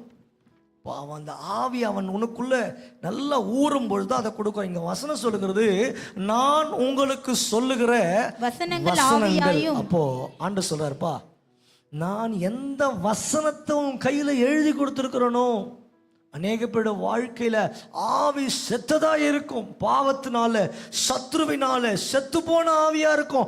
அவனுக்கும் பரலோகத்திற்கும் எந்த தொடர்பு இருக்காது. அவனால ஜெபிக்க முடியாது, தேவனோடு பழக முடியாது. கஷ்டம், கண்ணீர், உபத்திரவம், பாரம், டெய்லி அழுது கொண்டே இருப்பான், விட முடியாத பாவங்கள். ஏன்னா ஆவி செத்து போய் இருக்கிறது. நம்ம சொல்லுவோம் ஆத்துமா செத்து போயிடுச்சு, அவனுக்குள்ள ஜீவன் இல்லை. மெயின் என்ன காரணம்? அவன் சரீரத்தில் எந்த மாற்றம் இல்லை. அவன் ஆத்துமாவின் நினைவுகள், தோற்றங்கள்லாம் சரீரத்தோடு இணைந்து இருக்கிறது. அவன் ஆவிதான் உள்ள செத்து போய் இருக்கிறது. அந்த ஆவி உயிர்ப்பிக்கப்பட வேண்டும் என்றால் வசனம் ஆண்டவர் சொல்றாரு, நான் சொன்ன வார்த்தைகளே, நான் சொல்லுகிற வசனங்கள் ஆவியாயும் அந்த ஆவி ஜீவனுமாயும் இருக்கிறது. அப்ப என்ன அர்த்தம்? அவர் சொல்லுகிற வசனங்கள் ஜீவ ஆவியாய் என் வாழ்க்கையில உள்ள சொல்லும் போது, இந்த சத்தியம் உங்களுக்குள்ள போகும்போது, நான் விசுவாசித்து சொல்றேங்க, தேவனுடைய ஜீவனுள்ள ஆவி செத்து போன ஆவியையும் உயிர் அடைய செய்யும். எத்தனை பேர் விசுவாசிக்கிறீங்க? ஹல்லேலூயா. யாக்கோபு 1:23 வாசிப்போமே. யாக்கோபு 1:23. எண்ணத்தினால் எனில் ஒருவன் திருவசனத்தை கேட்டும் அதின்படி செய்யாதவன் ஆனால். இங்க அழகா சொல்றாருங்க யாக்கோபு, ஐயா நீ ஆவிய உயிரடைய செய்யணும்னு சொல்லி சத்தியத்தை வாசிக்கிறீங்க, வேதத்தை வாசிக்கிறீங்க. ஆனா சில பேர் சத்தியத்தை நல்லா வாசிப்போம், ஆனா எந்த மாற்றமும் இருக்காது. அந்த செத்த ஆவி அப்படியே தான் இருக்குது. ஆண்டவர் சொல்லிருக்காரு, என் ஆவி, என்னுடைய வார்த்தை ஜீவனாயும் ஆவியாயும் இருக்கிறதுன்னு சொல்லியிருக்கிறார். அப்ப ஜீவ ஆவியாகிய பிதாவாகிய தேவன் ஜீவ ஆத்மாவை தந்தாரு. குமாரனாகிய இயேசு கிறிஸ்து ஜீவ ஆவியை கொடுத்திருக்கிறாரு. அப்போ ஜீவ ஆத்மாவை பெற்றுக்கொண்டுட்டோம். ஜீவ ஆவியாகிய அவருடைய வார்த்தை நம்ம கேட்காம இருக்கிற ஒரே காரணத்தை தான் இங்க யாக்கோபு சொல்ற. என்னத்தினால் எனில் திருவசனத்தை கேட்டும் அதன்படி செய்யாதவன் ஆனால் கண்ணாடியிலே தன் சுவாப முகத்தை பார்க்கிற மனுஷனுக்கு ஒப்பாயிருப்பான். அவன் தன்னைத்தானே பார்த்து அவ்விடம் விட்டு போன உடனே தன் சாயல் இன்னதென்பதையும் மறந்து விடுவான். சுயாதீன பிரமாணமாகிய பூரண பிரமாணத்தை உற்று பார்த்து அதிலே நிலைத்திருக்கிறவனே கேட்கிறதை மறக்கிறவனாய் இராமல் அதற்கேற்ற கிரியை செய்கிறவனாய் இருந்து தன் செய்கையில் பாக்கியவானாய் இருப்பான். செய்கையில பாக்கியவானா இருப்பான். யார் சொல்லுங்க பாக்கியவான்? செத்த ஆவி உயிர் அடைந்து பாருங்க. அதனால தான் அந்த வசனம் அழகா அடிக்கடி சொல்லுவோம், ஒருவன் கிறிஸ்துவுக்குள் இருந்தால் அப்போ புது சிருஷ்டி. மனுஷனுடைய வெளித்தோற்றத்துல ஒண்ணுமே இல்லை. அவருடைய ஆவி ஒரு ஜீவனை அவனுக்குள்ள பெற்றுக்கொள்ளும். அவனுக்கும் பரலோகத்திற்கும் ஒரு தொடர்பு. ஒரு புது ரெஜிஸ்டர் எடுத்து அவனுடைய பேரை எழுதுவாங்க ஞானஸ்நான வேலையில. இவன் பரலோகத்தின் ஆவியை பெற்றிருக்கிறான், விசுவாசிக்கிறாயான்னு சொல்லி அங்க ஞானஸ்நானம் கொடுக்கிறவர் கேட்கும் போது நான் விசுவாசிக்கிறேன்னு சொன்ன உடனே அவனுக்குள்ள இருக்கிற செத்த ஆவிகள் அகன்று அவன் உள்ள போய் வெளியே வரும்போது புது ஆவியை அவனுக்கு கர்த்தர் கொடுக்கிறார். ஆமென். அதுதான் வாசிக்கிறோம். அப்படிப்பட்ட வசனம் நம்முடைய வாழ்க்கையில அதை நாம் கேட்கும் பொழுது, ஆமென், வாசிக்கிறோம். திருப்பி வாசிப்போம். சுயாதீன பிரமாணமாகிய பூரண பிரமாணத்தை உற்று பார்த்து அதிலே நிலைத்திருக்கிறவனே. அதுல நிலைச்சிருக்கிறியா? ஆமென். அதுல நிலைத்திருக்கிற நல்லா வசனத்தை வாசிட்டங்க. ஆமென். கேட்கிறவர்களாய் மாத்திரம் இல்லாமல் ஆமென். எப்படியா மறந்துட கூடாது. வசனம் அதான் சொல்றது, அதற்கேற்ற கிரியையை இன்னைக்கு தீர்மானம் பண்ணுங்க. அநேக நேரம் ஆவிக்குரிய வாழ்க்கையில வளர முடியல. உள்ளான மனுஷன் எப்போதும் சோர்வா இருக்கிறான். நான் ஜெபிச்சா தேவனோட கனெக்ட் ஆக முடியல, நான் ஜெபிச்சா பதில் வரல, என்னால ஒரு 10 நிமிஷம் ஜெபிக்க முடியல. காரணம், ஏதோ ஒரு இடத்துல ஆவி அடி வாங்கி ஓரமா படுத்து இருக்கிறது. இன்னைக்கு ஆண்டவர் வார்த்தை அழகா சொல்லுகிறது, ஆவியை உயிர்ப்பிக்க வல்ல தேவனுடைய வசனம் உள்ள போகும் பொழுது ஹல்லேலூயா, அந்த ஆவி தனக்குள்ள பலன் கொண்டு எழும்பும் என்பது வசனம் அழகாய் சொல்லுகிறது. ஹல்லேலூயா. 2 கொரிந்தியர் 5ஆம் அதிகாரம் 17-18 வாசிப்போம். 2 கொரிந்தியர் 5:17. இப்படி இருக்க ஒருவன் கிறிஸ்துவுக்குள் இருந்தால். இந்த வசனம் ரொம்ப அழகா சொல்லிட்டப்பா. இப்படி இருக்க ஒருவன் கிறிஸ்துவுக்குள்ள, எல்லாம் சேர்ந்து வாசிப்போம். இப்படி இருக்க ஒருவன் கிறிஸ்துவுக்குள் இருந்தால் புது சிருஷ்டியாய் இருக்கிறான். இப்போ அவன் வாழ்க்கையில புது சிருஷ்டியாகிய புது ஆவியை பெற்றுக் கொள்ளுகிறான். ரொம்ப இம்பார்ட்டன்ட். மாம்சத்துல மாற்றங்கள் இல்லை. அதே மாம்சம் தான் காது நீட்டாவோ மூக்கு சின்னதாவோ அவனுடைய ஞானஸ்நானத்துல வரப்போகிறது இல்லை. ஆனா அவனுடைய ஆவிக்குள்ள ஒரு புதிதாக ஒன்று சிருஷ்டிக்கப்படுகிறது. அதுதான் புதிய ஆவி. இதுவரை அவனுக்குள்ள பாவம் செய்யும் போது கர்த்தர் அவனை உணர்த்த முடிய. ஆனா எப்போ வேதத்துக்கு அவனுடைய தேவனுடைய வார்த்தைக்கு தன் இருதயத்தை ஒப்பு கொடுத்தானோ அவனுக்குள்ள இருக்கிற ஆவி ஆண்டவரோடு கனெக்ட் ஆகும். இப்ப யாருன்னா இங்க ஒருத்தவங்க சொல்ல முடியுமா, என்னால துணிகரமாய் போய் அந்த விபச்சார காரியத்தை செய்து சபையில வந்து கர்த்தர் ஆராதனை செய்ய முடியும்? யாராவது ஒருவர் சொல்ல முடியுமா? முடியாது. ஏன் சொல்லுங்க? உங்களுக்குள்ள இருக்கிற ஆவி உயிருள்ள தேவனுடைய ஆவி. அந்த காரியத்துக்கு உள்ள போகும்போது கர்த்தர் தேவனுடைய வார்த்தையை கொண்டு இருதயங்களையும் ஊனையும் கணுக்களையும் ஆத்துமாவையும் ஆவியையும் வகையறுக்கிற தேவ வார்த்தை உங்களை புடமிடும். இதை நீ எப்படி செய்ய முடியும் என்று நம்மளால செய்ய முடியாதுங்க. அப்படி மிஞ்சி ஒருத்தர் செய்யறானா அவன் ஆவி சொல்லுங்க செத்து போயிடுச்சு. அவன் ஆவி உயிர் அடையல. இதுக்கப்புறம் அவன் ஆண்டவரே உபவாசம் எடுத்து செத்து போன தாவீது ஒரே ஒரு பாவம் பண்ணிட்டாருங்க, பாவம் மனுஷன். ஆனா அதுக்கப்புறம் 51ஆம் சங்கீதத்துல வந்து அழுறான் பாருங்க. 1 வாரம் சாப்பிடல மனுஷன் மேன்.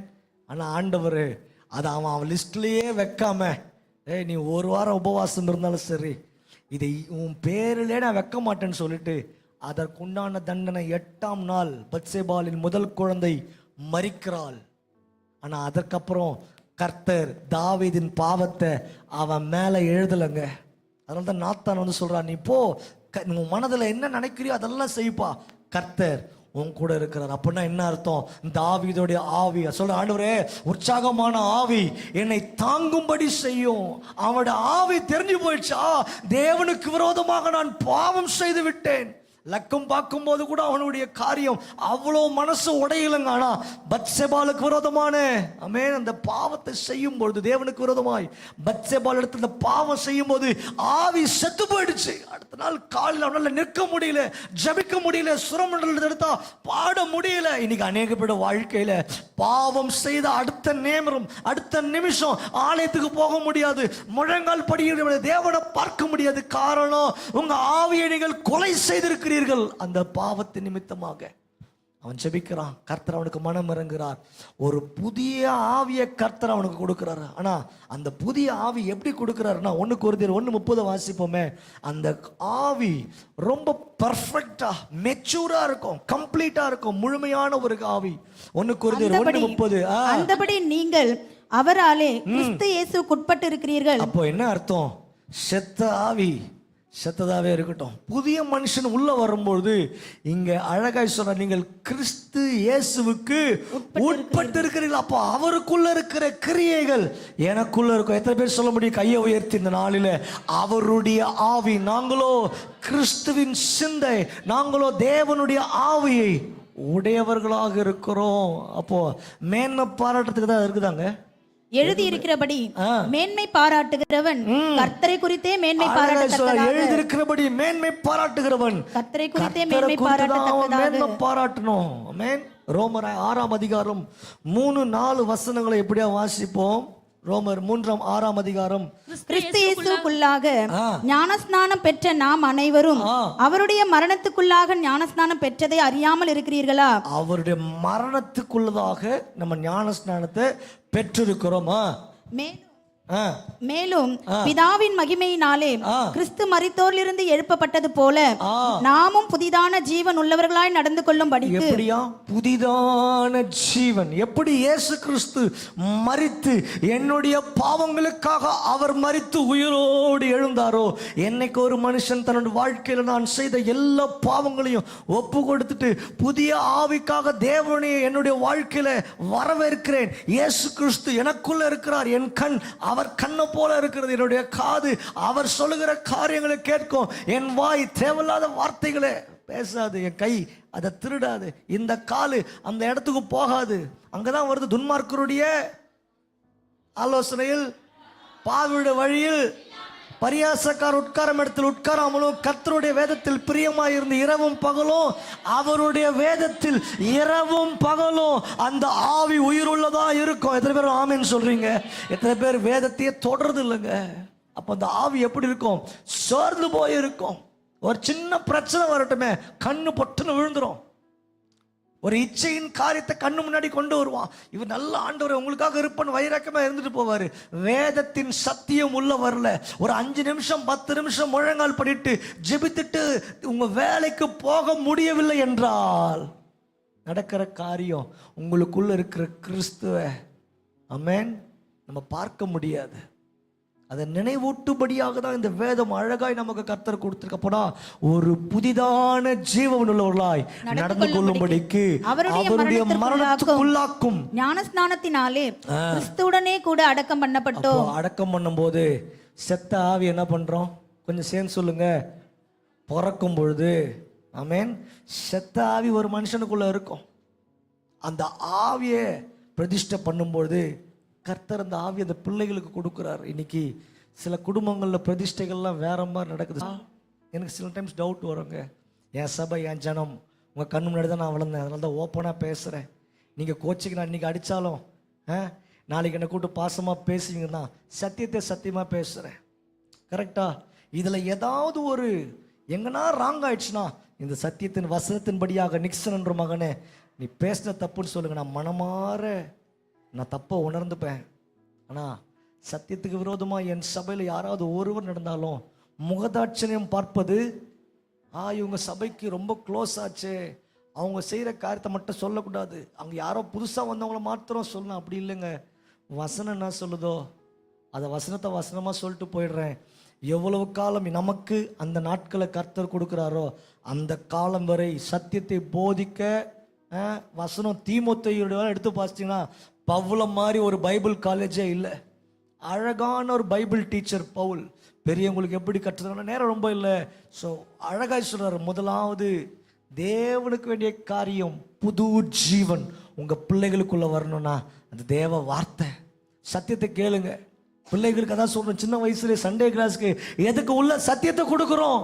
நீ சத்தியத்தை கொடுக்கணும்னா செத்த கிரியைகள் அவனுக்குள்ள செத்த ஆவியை ஊட்டி ஊட்டி அவன் செய்வது பாவத்தை உணரக்கூடாதபடிக்கு, இது பாவம் அல்ல, சினிமா பாட்டை கேட்கும், அதுல அசுத்தமான காட்சி, ஆமென், அது அசால்ட்டா பார்க்கும். பின்ன பக்கத்தில் உட்காந்துருக்க தாய் தகப்பனும் சேர்ந்து பார்ப்பாங்க. ஆனா உள்ள இருக்கிற ஆவி ஏற்கனவே செத்தது, உயிர் அடையாது. வசனம் தான் சொல்லுது, நான் சொல்லலை. அழகா சொல்றது, அவங்க புது ஜீவனுக்குள்ளாக மாறினார்கள். கலாத்தியர் 4:6 ஆமென். நம்முடைய இருதயம் அந்த ஆவியோட மேலும் அழகா சொல்றேன், நீங்கள் புத்திரராய் இருக்கிறபடியினால் நான் ஏசப்பாவுடைய பிள்ளை. ஐயா துவங்கும் போது வசனத்தை சொன்னாரு, ஆமென். அவருடைய நாமத்தின் மேல் விசுவாசம் உள்ளவர்களாய் அவரை ஏற்றுக்கொண்டவர்கள் எத்தனை பேர்களோ அத்தனை பேர்களும் நீ தேவனுடைய பிள்ளை. அப்போ அப்படிப்பட்ட பிள்ளைக்கு சொல்றார், மேலும் நீங்கள் புத்திரராய் இருக்கப்படியால் அப்பா பிதாவே என்று கூப்பிடத்தக்கதாக தேவன் தமது குமாரனுடைய ஆவியை. எப்படியா இந்த இடத்துல கொஞ்சம் நிறுத்தி நிதானமா வாசிங்க. தேவன் தம்முடைய குமாரனுடைய ஆவியை உங்கள் இருதயங்களில் அப்போ அனுப்பினார். ஆவிக்கு யாருன்னா அட்ரஸ் கேட்டா எங்க சொல்வீங்க? அட்ரஸ் வசனத்துல இருக்குதுங்க. உங்க ஆவி எங்க இருக்கு அப்படின்னு யாருன்னா கேட்டாங்கன்னா கலாத்தியர் 4:6 எடுத்து காட்டுங்க. என்னோட ஆவி என் இதயத்தில் இருக்கிறது, என் மூளையில இல்ல. ஆமென். என் ஆவி எங்க இருக்கிறது? மனுஷனுடைய இதயத்துல தான் அந்த ஆவி. அந்த இடத்துல அந்த அட்ரஸ்ல ஆண்டவர் ஃப்ரம் பரலோகத்திலிருந்து என் குமாரனாகிய இயேசு கிறிஸ்துவுடைய ஆவியை உன்னுடைய இருதயத்துக்குள்ள இருக்கிற அந்த ஆவி புது ஜீவனை அடையும்படியாக என்னுடைய குமாரனுடைய ஆவி, அந்த ஆவி உள்ள வந்ததுக்கு அப்புறம் அவன் வாழ்க்கையில பெரிய மாற்றங்கள். ரோமர் 8:9 வாசிப்போம். ரோமர் 8:9 வசனத்தை. தேவனுடைய ஆவி உங்களில் வாசமா இருந்தால் நல்லா புரிஞ்சுக்கொள்ளுங்க, என் ஆவியும் தேவனுடைய ஆவி இணையும் பொழுது இந்த மாதிரி காரியங்கள் நடக்கும். உங்களில் வாசமா இருந்தால் நீங்கள் மாம்சத்துக்கு உட்பட்டவர்களாய் இராமல். இந்த ஆவி என்ன பண்ணும்? செத்து போன ஆவிக்கு ஒரு ஜீவனை கொடுத்திருக்கிறாரு. கொஞ்சம் யோசிச்சு பாருங்க. ஒருவேளை ஒரு மனுஷனோட வாழ்க்கையில அவன் பிள்ளை செத்து போயிடுச்சுன்னு வச்சுக்கோங்க. டாக்டர்ஸ் யாரோ ஏதோ மிராக்கிள் பண்ணிட்டு அந்த பிள்ளைக்கு ஒரு ஜீவன் கிடைச்சிடுச்சு. திரும்பி அந்த பிள்ளை அந்த இடத்துல போய் அந்த காற்றை சுவாசிச்சதுனால ஜீவனை விட்டுடுச்சுன்னு வச்சுக்கொள்ளுங்க. டாக்டர்ஸ் ஏதோ பண்ணி, நான் சும்மா புரிஞ்சுக்கணும்னு சொல்கிறேன், நான் எக்ஸாம்பிளாக நடக்கலை. இதை ஒரு ஜீவனை ஏதோ மருந்து போட்டு காப்பாற்றி கொடுத்துட்டாங்க. திருப்பி அந்த பிள்ளைய அந்த ரூமுக்கு பெற்றோராகி நம்ம அனுப்புவோமா? கொஞ்சம் சொல்லுங்க. அனுப்ப மாட்டோம். வசனம் அழகா சொல்றதுப்பா, ஆவி உங்ககிட்ட வாசமா இருக்கிறது, ஜீவனை திருப்பி கொடுத்துருக்கிறார். செத்து போன ஆவி ஜீவனுள்ள ஆவி புதிய ஆவியா இருக்கிறதுனால நீ திருப்பி எந்த மாம்சம், எந்த கண் உன்னை விடத்தழுதோ, எந்த வாய் உன்னை விடத்தழுதோ, எந்த சரீரத்தின் அவயங்கள் தேவனுக்கு விரோதமாக உன்னை நிற்கும்படியாக பவுல் தெசலோனிக்கேயர் சொன்னது போலவே ஆவி ஆத்துமா சரீரம் குற்றம் உள்ளதாய் தேவனுடைய வருகையில் நிற்கும்படியாக சத்துரு பிரயோசனம் பண்ணி உன் சரீரத்தை உபயோகிக்கிறானா? வசனம் சொல்லுகிறது, நீ மாம்சத்துக்கு உட்பட்டு நடக்காத. மாம்சம் சொல்லும், ஐயா வேலைக்கு சாப்பாடை கொடு. வயிறு ஒரு கார்விங், ஒரு பசியை தூண்டி கொண்டே இருக்கும். அதே இது அவனுடைய உள்ளான பாலிய இச்சைகளை தூண்டி கொண்டே இருக்கும். ஏதாவது இதெல்லாம் மனுஷனுக்கு கர்த்தர் சிருஷ்டித்ததா? சிருஷ்டிக்கலையா? எல்லாம் தேவனு தான் கர்த்தர் மனுஷனுக்கு அதை சிருஷ்டித்து கொடுக்கனா. இவைகளை சத்துரு அறிந்து அவைகளை தனக்கு ஏற்றவாறு அதை பயன்படுத்தி அவனை குற்றம் சாட்டுகிறான். ஆமென். ஒரு மனுஷனுக்கு செக்ஷுவல் நீட்ஸ் கண்டிப்பா தேவை, அதை கர்த்தர் உண்டு பண்ணது. ஆனா அதே காரியத்தை பிசாசு கையில எடுக்கிறான். இதை தானே ஆண்டவர் கொடுத்துருக்க, இதை நான் கையில எடுத்துட்டேன்னா இவனை நான் விழத்தள்ளி விடுவேன். எந்த உணவுகளால் உபவாசமே எடுக்க முடியாதுங்க. உபவாசம் என்பது சாப்பாடுல மாற்றம் அல்ல, உங்களுடைய காரியங்களை தேவ சமூகத்தில் அப்படியே முழுமையா ஒப்பு கொடுத்து நிற்பது. நம்ம டிவிட்டாக விரும்பல. இங்க வசனம் அழகா சொல்லுகிறது, மாம்சத்துக்கு உட்பட்டவர்களாயிராமல் ஆவிக்குட்பட்டவர்களாய் இருப்பீர்கள். இந்த ஆவி பரலோக தேவனோடு தொடர்புலயே இருக்கும். சும்மா ஒரு 5 நிமிஷம் முழங்கால் படிடுங்க, ஆட்டோமேட்டிக்கா கால் எஸ்டாப்ளிஷ் ஆயிடும். ஆட்டோமேட்டிக்கா பரலோகத்திலிருந்து வார்த்தை வரும். ஒரு 10 நிமிஷம் நான் சேலஞ்ச் பண்றேங்க, ஒரு 15 நிமிஷம் ஒரு நாளுக்கு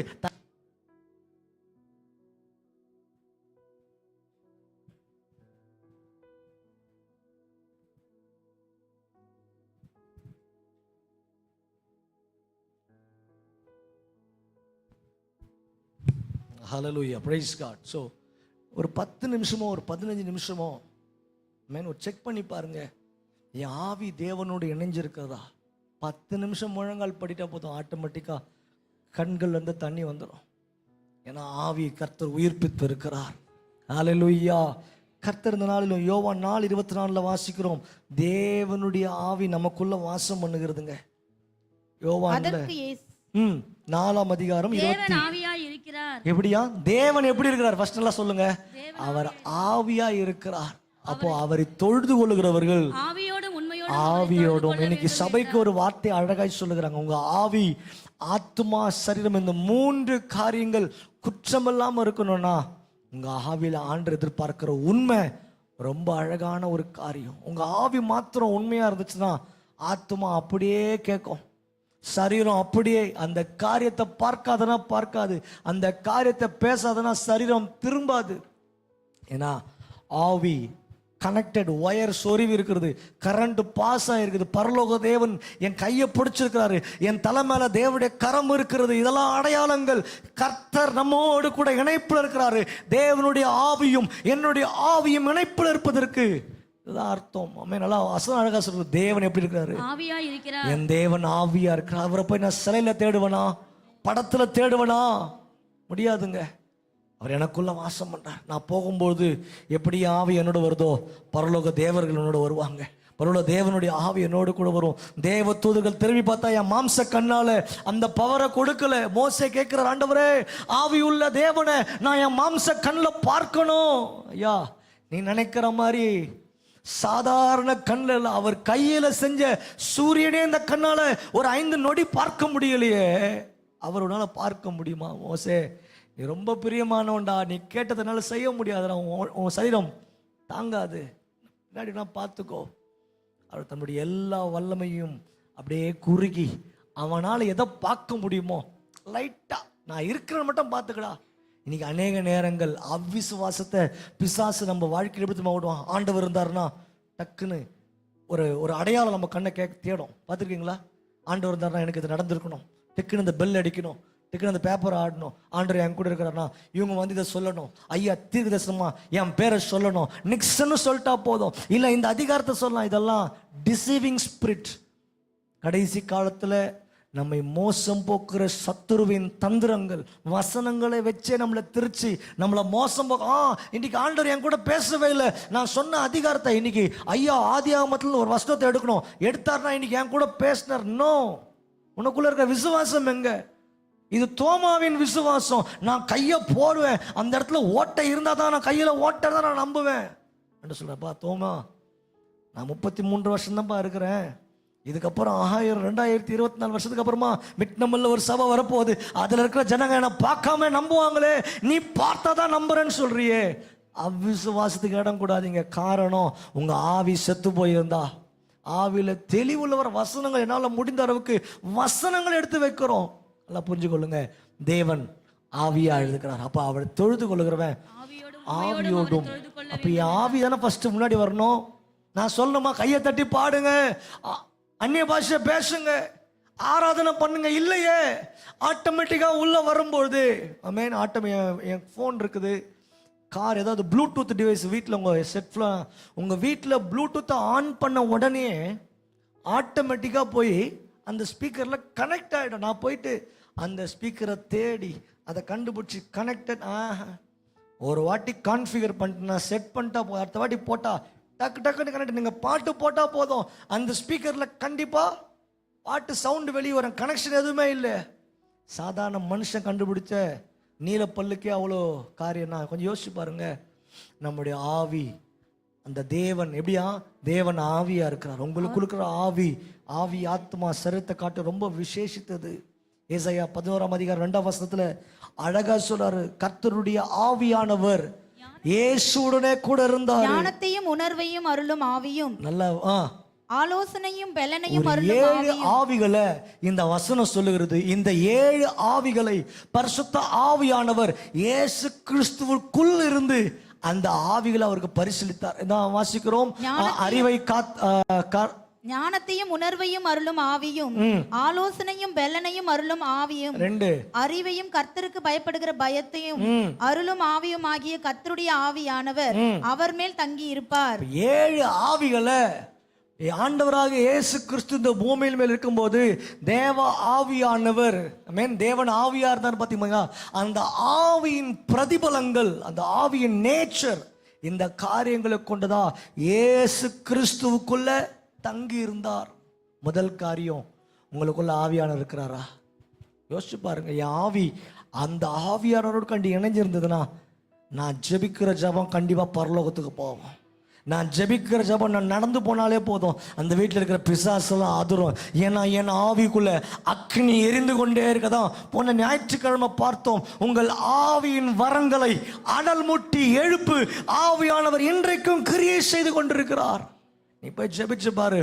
உன் ஜெபிக்க நீ துவக்கும் போதே சத்ருவானவன் பின்னிட்டு திரும்புவான், வெச்ச கையை எடுப்பான், பிளான் பண்ணது அவனே கிழிச்சு போடுவான். ஏன்னா நீ உன்னுடைய ஆவியும் தேவனுடைய ஆவியும் இணைந்திருக்கிறது. முதல் படி, உன் ஆவி தேவனோடு இணைந்திருக்கிறோம்.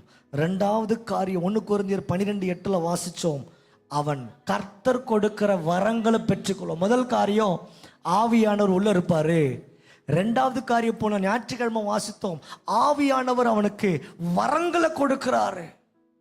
அதான் வாசிக்க எப்படி, ஒருவனுக்கு ஆவியினால் ஞானத்தை போதிக்க வசனமோ, வேறொருவனுக்கு அந்த ஆவியினாலே அறிவை உணர்த்தும் வசனமோ, அடுத்து வேறொருவனுக்கு அந்த ஆவியினாலே விசுவாசத்தையோ, வேறொருவனுக்கு குணமாக்கும் வரங்களையும், வேறொருவனுக்கு அற்புதங்களை செய்யும் சக்தியும், தீர்க்க தரிசனம் உரைத்தலையோ, ஆவிகளை பகுத்தறிய முடியும். அதெல்லாம் ஆவியால நமக்கு கொடுக்கிற கிஃப்ட். அந்நிய பாஷை அவனால பேச முடியும், அந்நிய பாஷையை வியாக்கியானம் பண்ண முடியும். இவைகள் எல்லாம் ஒரே ஆவியானவர் நடப்பித்து தமக்கு சித்தமானவருக்கு எந்த வீட்டுக்கு எவ்வளவு ஸ்வீட்டை வாங்கிட்டு போனோன்னு ஆவியானவருக்கு நல்லாவே தெரியும். அடிக்கடி என் வீட்டுக்கு வரான், டெய்லி வரும்போதெல்லாம் எதையாவது வாங்கிட்டு வரோம். நாளைக்கு அவன் வீட்டுக்கு போறேன், நான் சும்மா போகக்கூடாது, என்ன ஒரு மாதிரி சொல்லிடுவான். நம்ம என்ன பண்ணப்பா, இதில் ஒரு 1/4 கிலோ போட்டு, 1/2 கிலோ போட்டு, எதனா கையில் பிடிச்சிட்டு போம். இவன் 10 வாட்டி என் வீட்டுக்கு வரான். படுப்பா, என் பிள்ளைக்கு ஒரு சாக்லேட்டை தான் வாங்கிட்டு வந்துருக்கானா, அவன் வீட்டுக்கு போகும்போது நான் 1000 ரூபாய்க்கு சாக்லேட்டை வாங்கி போவேன். நெவர். ஸோ ஆண்டுக்கு நல்லாவே தெரியும், எவனுடைய ஆவி இணைக்கப்பட்டிருக்குதோ அவருக்கு நல்லாவே தமது சித்தத்தின்படியே. நம்ம நினைச்சுக்கலாம், சில பேர் நான் தீர்க்கதரிசி no, it has to be from God. தீர்க்க தரிசனமா கர்த்தர் சொல்றது எங்கேருந்து? ஆண்டவர்கிட்ட இருந்து வரணும். அவர் வெளிப்படுத்தால் சொல்றாரு, அவருக்கு சித்தமானபடியே அவனுக்கு ஸ்பிளிட் பண்றார். தீர்க்க தரிசன வசனங்கள் அநேகம் இருக்கிறது. அந்த வார்த்தை, ஆண்டவரே நீ சொன்ன வசனங்களை நானும் தீர்க்கதரிசனமா எடுத்துக்கொள்கிறேன். இந்த விசுவாசத்தை கர்த்தர் இருந்து அவனுக்கு அந்த வார்த்தையை நிறைவேற்றுகிறார். சில சமயம் ஆண்டவர் சொல்லலை, ஆனாலும் இவன் அவனுடைய விசுவாசத்தினால் அதை கேட்டு பெற்றுக்கொள்கிறான். அதையும் கர்த்தர் வாய்க்க பண்ணுகிறார். அவன் வாழ்க்கை தீர்க்கதரிசனமா மாறுகிறது. நல்லா புரிஞ்சுக்கொள்ளணும். 3வது காரியம், முதல் காரியம், ஆவி தேவன் உள்ள வந்துட்டாரு. ஆவியான தேவன் ஆவியா இருக்கிறாரு, அந்த ஆவி எனக்குள்ள இருக்கிறது. 2வது காரியம், ஆவியா இருக்கிறவனுக்கு வரங்களை கொடுக்கிறார். 3வது காரியம், கலாத்தியர் 5ஆம் அதிகாரம் 19 21 வாசிக்கும் போது, உள்ள வந்தவர் அந்த வரங்களை பெற்றோட வாழ்க்கையில இல்ல அதே அதிகாரத்துல ஆவியின் கனியோ, என்ன வசனமா அது? ஆவியின் கனியோ 22ஆம் வசனத்துல இப்படியா வாசிக்கிறோம், ஆவியின் கனியோ. 3வது நல்லா கொஞ்சம் புரிஞ்சு கொள்ளுங்க. முதல் காரியம், தேவனுடைய ஆவியும் இணைக்கப்பட்டிருக்கிறது. செத்த ஆவி இப்போ உயிருள்ள பரலோகத்துல தொடர்புள்ள ஆவியா நிக்குது. 2வது காரியம், அந்த ஆவி தேவனுடைய வரங்களை அவர் கொடுக்கிற வாங்கின்னு வருது எல்லாத்தையும் பெற்று கொண்டிருக்கிறது.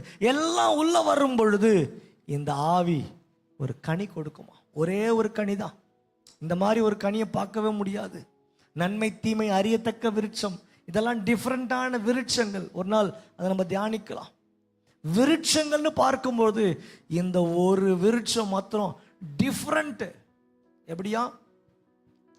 அது ஆவியின் கனியோன்னு ஸ்டார்ட் பண்ணி அன்பு, அந்த ஒரு கனியிலேயே அன்பு இருக்கும், சந்தோஷம், சமாதானம், நீடிய பொறுமை, தயவு, சாந்தம், நற்குணம், விசுவாசம், இச்சையடக்கம்.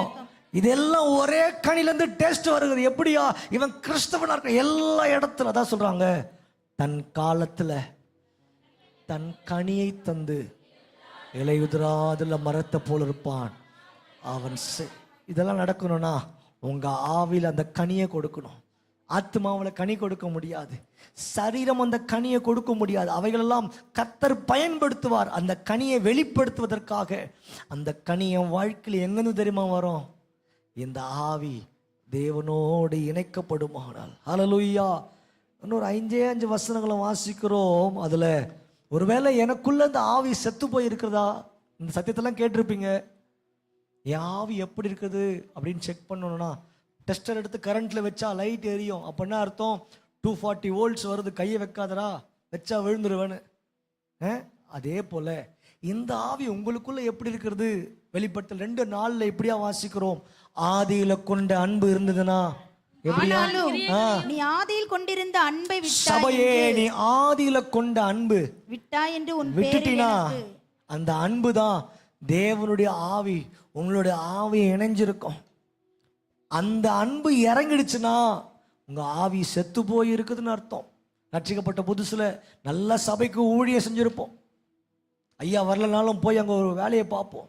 ஒரு கூட்டமா சேர் எடுக்கிறதுல போடுறதுலேருந்து சபைக்குடைய எல்லா காரியத்தை பார்ப்போம். இப்போ சான்ஸ் சாக்கு சொல்ல தேடுவோம். ஆண்டவர் மேல இருக்கிற அன்பு என்னாச்சா? தணிஞ்சு போயிடுச்சு. யோசிச்சு பாருங்க. ஆவி உற்சாகம் உள்ளதுங்க, இந்த மாம்சம் சும்மா இருக்காது. ஏதாவது சாக்கு எதுக்கு போற, எதுக்கு உபவாசம், உனக்கு தான் பிபி இருக்குது, சுகர் இருக்குது, எல்லாத்தையும் சொல்லிவிடும். நான் ஆவியில் நான் நிற்கிறேன் பாரு, நின்று பாருங்க. 2வது காரியம், ரோமர் 10:16 சத்தியத்திற்கு விலகி ஓடும். எவ்வளவுதான் சத்தியத்தை சொல்லி பாருங்க, சர்ச்சுக்கு வரும், வேதத்தை கொண்டு வரும், ஆனா வேதத்தை அந்த ஆவியால திறந்து படிக்க முடியாது. பக்கத்துக்கு ட்ரெஸ்ஸை பார்க்கும், ஏதாவது டிஸ்டர்ப் பண்ணும். அந்த ஆவி செத்து போன ஆவி 4 பேரை சாகடிக்காம வெளியே போகாது. ஆனா உங்களுக்குள்ள ஜீவனுள்ள ஆவி இருக்குமானால் உங்க ஜீவனுள்ள ஆவி அந்த ஆவியை உயிரடைய செய்யும். இங்க வாசிக்கிறோம், எல்லாரும் கீழ்ப்படியவில்லை. அதை குறித்து ஏசாயா, கர்த்தாவே எங்கள் மூலமாய் கேள்விப்பட்டது விசுவாசித்தவன் யார் என்று யார்? அப்போ ஆண்டவர் மூலமாய் சொன்ன வார்த்தைகளுக்கு கீழ்ப்படியாம இருந்தீங்கன்னா, அப்படிப்பட்ட வசனங்களுக்கு ஒப்பு கொடுக்காமல் உங்க வாழ்க்கை இருக்குமானால் கொஞ்சம் யோசிச்சு பாருங்க. ஏதாவது ஒரு வசனத்துக்கு என் வாழ்க்கை முரண்பாடா இருந்ததுன்னா, என் ஆவி, நீங்க சொல்லுங்களேன், என் ஆவி கோமா ஸ்டேஜில் இருக்குது, 4 குறிச்சிட்டாங்க. நல்லா நான் சொல்ல வசனம் சொல்றது, உங்க ஆவி செத்து போய் இருக்கிறது.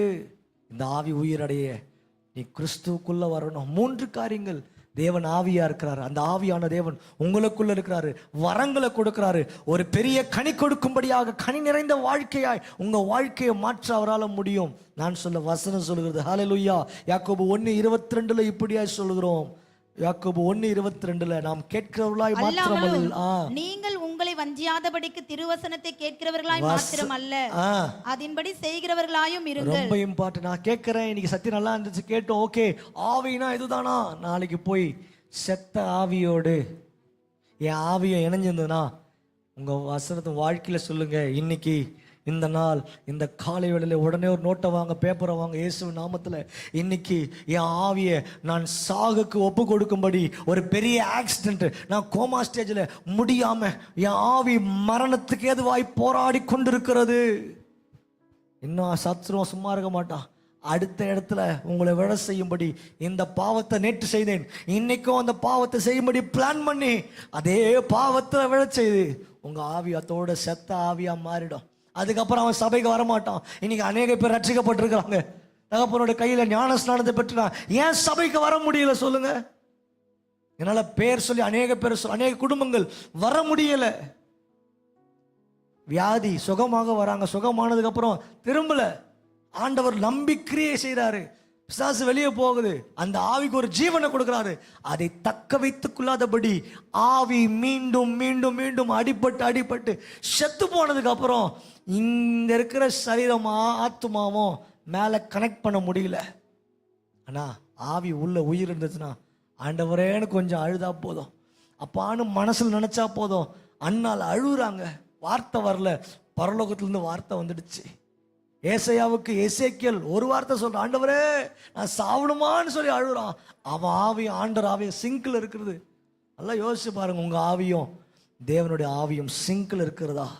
எபிரேயர் 10:25 வாசிக்கிறோம், சிலர் சபை கூடி வருதல சிலர் விட்டு விடுகிறது போல நாமும் விட்டு விடாமல். அவ்வளவுதான், அந்த இடத்துல ஸ்டாப் பண்ணிடுங்க. சபை கூடி வருகிறதுல எங்கெங்கெல்லாம் கர்த்தரை தொழுகை செய்கிறோமோ, எங்கெங்கெல்லாம் கூடி தேவ சமூகத்துல உங்க ஆவியில நிறைஞ்சு ஆவியை உற்சாகப்படுத்த, ஆவியை அனல் மூட்டி எழுப்ப, ஆவியின் வரங்களை அனல் மூட்டி எழுப்புகிற இடங்களுக்கு சத்துரு உங்களை கொண்டு வர மாட்டான்.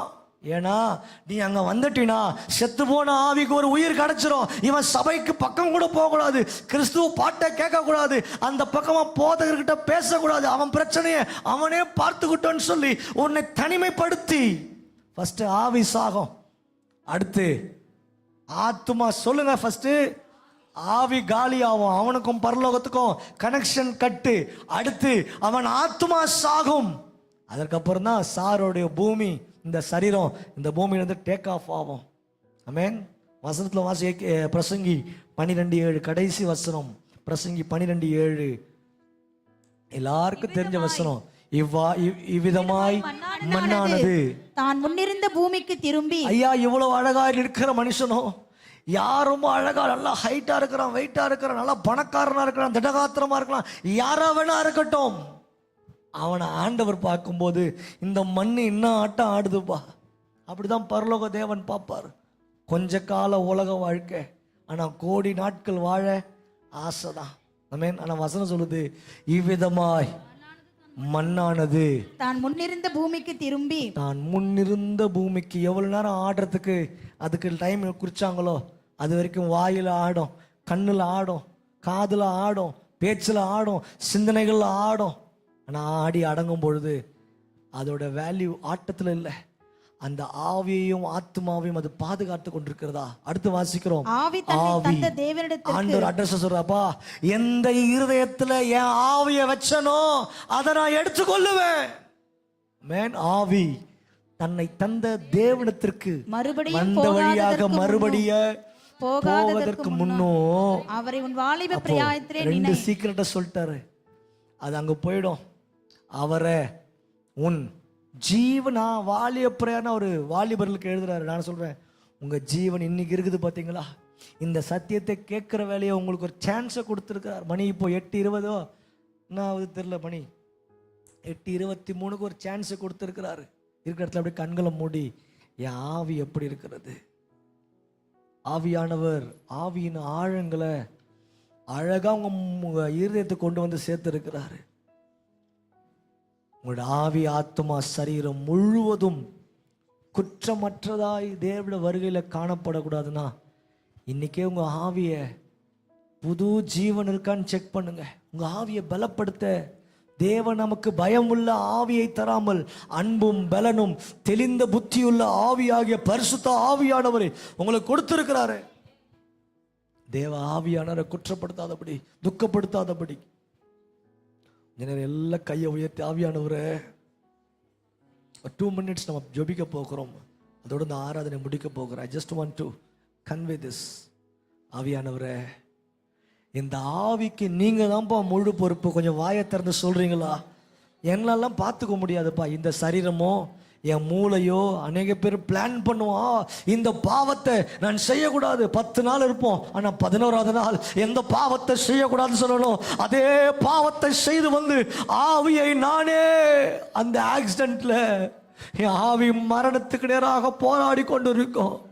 அப்போ நம்மளால முடியாதுன்னு ஒத்துக்கணும். ஃபர்ஸ்ட் நம்மளால முடியாது, கண்டிப்பா எந்த பாவத்தை விடுவோம் நம்மளால முடியாதுன்னா ஆவியான கையில் ஒப்பு கொடுத்து பாருங்க. இந்த சத்தியத்துக்குள்ள போயிடுச்சு. ஆண்டவரே, இன்னைக்கு ஆவியை எழுப்புங்க ஆண்டவரே. ஹல்லேலூயா, ஸ்தோத்திரிக்கிறேன் ஆண்டவரே. இந்த இடத்துல சத்தியத்தை கேட்ட ஒவ்வொரு ஆவியை எழுப்புங்க. இவர்கள் எழும்பட்டும். இந்த ஆவி எழும்புனா இந்த ஜனங்கள் எழும்புவார்களானால் இங்க தேவனுடைய பிள்ளைகள் தேவனுடைய ஆவியை பெற்று தங்களுடைய இருதயத்தில் தேவ ஆவியானவரை உள்ள வாங்கிட்டார்களா, இவர்கள் தெருக்களில் இவர்கள் நடந்து செல்லுகிற வேலைகளை அந்த ஆவி கிரியை செய்யுமே. அந்த ஆவியானவர் பலமுள்ள ஆவியானவர் இயேசு கிறிஸ்துவே அந்த தேவனாய் இருக்கிறார். தேவன் ஆவியா இருக்கிறார். அவரை தொழுது கொள்கிறார் ஆவியோடும் உண்மையோடும். அந்த காரியத்தை செஞ்சு பாருங்க. உள்ள வந்த ஆவியானவர் வரங்களினால நிரப்புவார். உன் தேவ ஆவியை அனல் மூட்டி எழுப்பு. உன் தனிமையில ராத்திரி வேளையில் உன் பிள்ளைகளுக்காக உன் தனிப்பட்ட வாழ்க்கைக்காக ஒரு 1/2 மணி நேரம் முழங்கால் போடு. சத்தியத்தை எடுத்து வாசிக்க அந்த ஆவி இன்னும் ஜீவன் அடையும். இன்னும் அநேகருடைய ஆவியை எழுப்பும்படியாக அந்த ஆவிக்கு கர்த்தர் ஒரு புது பலனை கொடுப்பாரு. அது இயேசு கிறிஸ்துவின் ஆவியாய் உங்க ஆவி மாறும். சாதாரண ஒரு மனுஷன் சொன்ன வார்த்தைகளா உங்க ஆவி முறிஞ்சு போயாதுங்க. அந்த ஆவி உங்க ஆத்மாவை தட்டி கொடுக்கும். அவன் பேசின வார்த்தையெல்லாம் சாதாரணமா விடு. உன்னை கொண்டு கர்த்தர் நாளை தினத்துல பெரிய காரியங்களை செய்வார். அந்த ஆத்மா சரீரத்தை தட்டி கொடுக்க, சரீரமே ஆயத்தமாக, நாளைக்கு உன்னை கொண்டு கர்த்தர் பெரிய காரியங்களை செய்ய போகிறாரு.